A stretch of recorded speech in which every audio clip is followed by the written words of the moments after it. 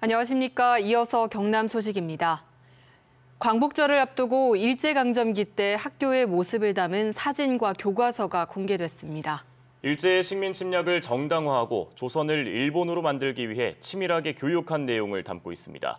천연수 기자가 취재했습니다. 2차 세계대전 중 교실. 일제가 벌인 대동아 전쟁이 아시아 공영권을 확립하고 세계 평화를 가져온다고 가르쳤습니다. 초등학생들은 운동장에서 목금을 들고 군사훈련을 받았습니다. 어린이들이 모여 앉아 2600이란 숫자를 만듭니다. 기원전 660년 일본 진무왕을 기원으로 한 연도를 기념해 표시한 것입니다. 교실과 행사장에도 어김없이 일장기가 걸렸습니다. 조선과 일본이 같다는 내선 일체를 강조해 조선 침략을 정당화하는 교육을 한 것입니다. 3.1운동 전 무력 통치가 극심했던 시기, 교사들은 칼을 차고 있습니다. 이 무렵 교복은 일본식 기모노, 조선민족 말살 정책의 단면을 보여주고 있습니다. 일제 침략을 정당화하고 전쟁을 미화하는 내용을 어린아이들에게까지 가르쳤던 일제 포갑교육이 드러나는 것 같습니다. 교과서에는 일제 침략의 논리가 치밀하게 담겼습니다. 초등학교 음악 창가 교과서, 일왕의 탄생을 축하하는 천장절 노래부터 침략 전쟁을 미화하는 노래까지 실렸습니다. 도덕 교과서에는 일왕의 궁을 향해 절하는 궁성 요배를 가르쳤습니다. 1939년의 국사 교과서에는 조선 역사 대신 일왕의 연대기와 임진왜란을 일으킨 도요토미 히데요시를 담았습니다. 이 자료는 경남 지역 학교에 흩어져 있던 것들을 모은 것입니다. 그냥 역사 속에 묻혀버린 건데 그걸 흔적을 찾아내는 거죠. 그래서 실제로 이런 자료들이 교과서 나온 자료보다 더 현장감 있고. 경남교육청은 내년에는 학교의 3.1운동 자료를 모아 공개할 계획입니다. KBS 뉴스 천연수입니다. 어제는 세계 일본군 위안부 피해자 기림의 날이었습니다. 27년 전 고 김학순 할머니가 위안부 피해 사실을 공개 증언한 날을 기린 건데 올해 처음 국가 기념일로 지정됐습니다. 경남에서도 일본군 위안부 피해자를 기리기 위한 행사가 잇따라 열렸습니다. 최진석 기자가 다녀왔습니다. 소녀의 손등에 앉아있는 나비, 금방이라도 날아갈 듯한 나비는 자유롭고자 하는 소녀의 희망을 나타냅니다. 불행한 역사 속에 어린 소녀가 겪은 고통과 애환도 곳곳에 묻어납니다. 평화의 소녀상이 시민들의 모금으로 김해 연지공원에 세워졌습니다. 경남에서는 9번째입니다.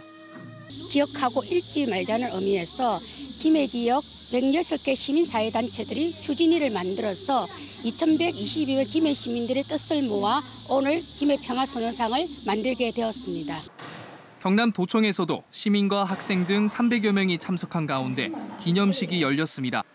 연극 등을 통해 위안부 피해자들의 고통을 표현하고 넋을 기렸습니다. 거제에서도 평화의 소녀상 공원에서 첫 기념 행사가 열려 위안부 할머니들의 아픔을 위로했습니다. 그분들이 눈을 감기 전에 일본의 진정한 사과를 바라고 또 더 바람이 있다면 이 땅에 두 번 다시 이런 아픈 역사가 일어나지 않기를. 진주에서는 시민단체가 일본 정부의 공식 사죄와 피해자 명예회복을 촉구했습니다. 피해자만 있고 가해자는 없는 이 부정의한 상황을 바꾸고자 일본 정부와 문재인 정부에 일본군 성노예제 문제의 정의로운 해결을 요구한다. 김학순 할머니의 공개 증언 27년이 지났지만 일본으로부터 제대로 된 사과는 없습니다. 우리가 끊임없이 기억하고 잊지 말아야 할 이유입니다. 김복득 할머니가 지난달 별세하면서 경남에 살아있는 위안부 피해 할머니는 4분밖에 남지 않았습니다. 저도 받을 수 있으면 받지만 그러면 KBS 뉴스 최진석입니다. 독성 해파리의 위험성 때문에 해수욕장마다 차단 시설을 만들며 사고 예방을 하는데요. 정식 해수욕장이 아닌 해변은 예방이 취약합니다. 그런데 그 안전 공백을 첨단 장비 드론이 채워주고 있습니다. 보도에 김홍희 기자입니다. 피서객 주변으로 붉은빛 노무라잎깃 해파리가 떠다닙니다. 인체에 쏘이면 근육마비나 쇼크 증상까지 올 수 있습니다. 약독성인 보름달 물 해파리와 함께 피서객이 몰리는 7, 8월에 자주 나타납니다. 특히 울산 인근 바다에서 출현율이 높습니다. 이 때문에 진화와 일산 해수욕장은 2014년부터 지자체가 해파리 차단막을 설치해 최근엔 쏘임 피해가 없었습니다. 문제는 피서객은 많지만 해수욕장으로 지정되진 않은 비관리 대상 해변입니다. 이곳 주전 몽돌 해변은 해마다 20만 명가량이 찾고 있지만 공식 해수욕장으로 지정돼 있지 않아 지자체 차원의 해파리 차단 시설이 없는 상황입니다. 이러한 안전 공백을 첨단 장비인 드론이 채워주고 있습니다. 국립재난안전연구원이 3년째 고해상도 카메라를 단 드론을 활용해 해파리 출현 여부를 확인합니다. 전국에서 최초입니다. 뿐만 아니라 드론은 물놀이 사고 모니터와 기름 유출 시 오염 범위 확인 등 활용 범위가 다양합니다. 휴가철 시간마다 2번에서 5번씩 일대 해변 400m를 10차례 왕복하는데 내년부터 활동 구간이 확대됩니다. 축적된 기술을 통해 내년에는 정자해변에서 해수욕장 안전관리 모니터링 활동을 지속적으로 수행해 나갈 것입니다. 해파리 예찰부터 안전사고 모니터까지 드론이 이제는 해변의 지킴이 역할도 톡톡히 해내고 있습니다. KBS 뉴스 김홍입니다. 진주 혁신도시 산학연 단지에 분양받은 업체들은 대부분 특화 산업과 연관이 없고 투자 능력도 의문시되고 있습니다. 게다가 땅을 분양받은 기업들이 착공을 미뤄도 마땅한 해결 방법이 없는 상황입니다. 황재락 기자가 보도합니다. 혁신도시 클러스터에 46억 원을 투자하기로 한 기업입니다. 종업원 수는 단 3명. 지난해 매출은 1억 8천만 원 규모입니다. 끝까지 가져가죠. 지으려고 합니다. 저는 개인적으로 이미 2년 전부터 설계 의뢰를 했고 클러스터 용지를 분양받은 다른 기업 정보도 살펴봤습니다. 클러스터 분양 석 달 전에 설립된 한 바이오 회사는 지난해 영업 손실만 3천만 원이지만 70억 원을 투자한다고 계획했고 종업원 수 4, 5명 규모 업체도 한 해 영업이익이 8천만 원을 넘지 않지만 최대 80억 원을 투자한다고 계획했습니다. 지역 유력 세무사가 IT 업체를 설립한다는 곳도 있습니다. 실질적으로 주인은 세무사입니다. 아무리는 현실적으로 전개돼 있지만은 해당 업체들은 항공, 우주나 소재산업 등 진주 혁신도시 특화산업과도 큰 연관성이 없는 상황. 실제 투자 능력이 있는지 투기성 분양은 아닌지 의혹을 받는 대목입니다. 더 큰 문제는 땅을 분양받은 기업들이 착공을 미뤄도 마땅한 해결 방법이 없다는 점입니다. 2년 전 개정된 혁신도시 특별법은 입주 승인 1년 안에 착공을 하지 않으면 승인 취소가 가능하지만 경남은 법 개정 전에 클러스터 분양이 끝나 적용 대상이 되지 않습니다. 분양기업 개별 방문을 실시하고 있습니다. 지속적으로 실시해서 향후 계획이라든지 저희가 할 수 있는 금융기관 지원 정책 등을 충분히 설명해 주고 있습니다. 실제 투자 능력을 제대로 검증하지 못하면서 진주 혁신도시 클러스터의 착공률은 전국 평균을 크게 밑돌고 있습니다. KBS 뉴스 황재락입니다. KBS 취재 결과 경상남도 인수위원회가 행정안전부가 권고하는 적정 인원을 초과해 운영된 것으로 드러났습니다. 또한 결격 사유나 이해관계가 있는 인수위원을 검증하기 위한 직무윤리 사전진단서 작성도 이루어지지 않았습니다. 오종우 기자의 보도입니다. 지난 6.13 지방선거 직후 행정안전부가 전국 지자체에 보낸 인수위 운영 관련 문서입니다. 인수위 위원 정수를 광역은 20명, 기초는 15명 이내로 권고했습니다. 하지만 경상남도의 인수위인 새로운 경남위원회와 경제혁신민생위원회는 모두 35명이었습니다. 행정안전부 권고보다 10명 이상, 법에 규정된 대통령직 인수위 26명보다 더 많습니다. 26명을 넘는 경우는 지금 제시된 게 별로 없기 때문에 저희가 이제 한 20명 정도면 적당하지 않겠냐.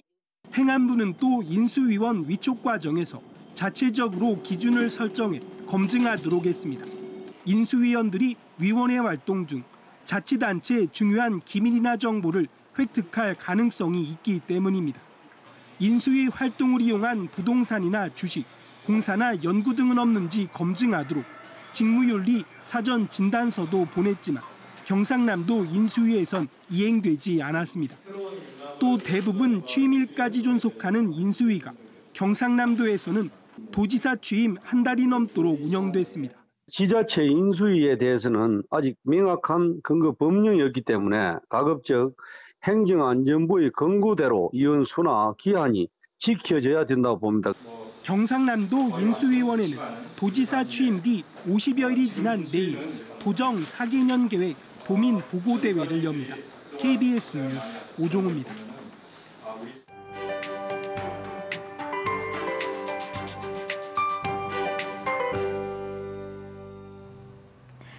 광복절인 오늘 야외 활동하신다면 우산을 반드시 챙기셔야겠습니다. 오후부터 대부분의 지역에서 비가 내리겠습니다.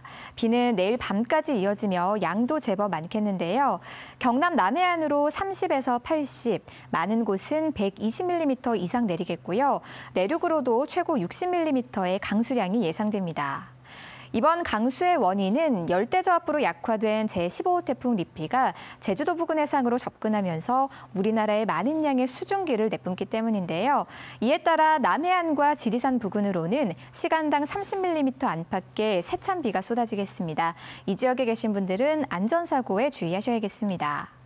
또 이 열대저압부는 수증기뿐 아니라 뜨거운 열기도 내뿜습니다. 따라서 오늘까지는 비가 와도 낮 기온 33도 안팎의 무더위가 이어지겠고요. 내일부터 차가운 북동풍이 불어와 낮 기온 33도 아래로 내려가겠습니다. 현재 경남 지역은 대체로 맑은 하늘 보이고 있습니다. 오늘 미세먼지 농도 좋음 수준으로 대기질도 깨끗하겠습니다. 현재 기온은 어제와 비슷한 분포 보입니다. 동부 지역은 해안의 경우 25도를 웃돌고요. 내륙 지역은 23도 안팎에 그칩니다. 낮 기온은 창원 33도, 고성이 31도에 그치는 등 어제보다 2, 3도 정도 낮겠습니다. 경남 서부 지역도 현재 기온 어제와 비슷하게 출발하고요. 낮 기온은 33도 안팎까지 오르겠습니다.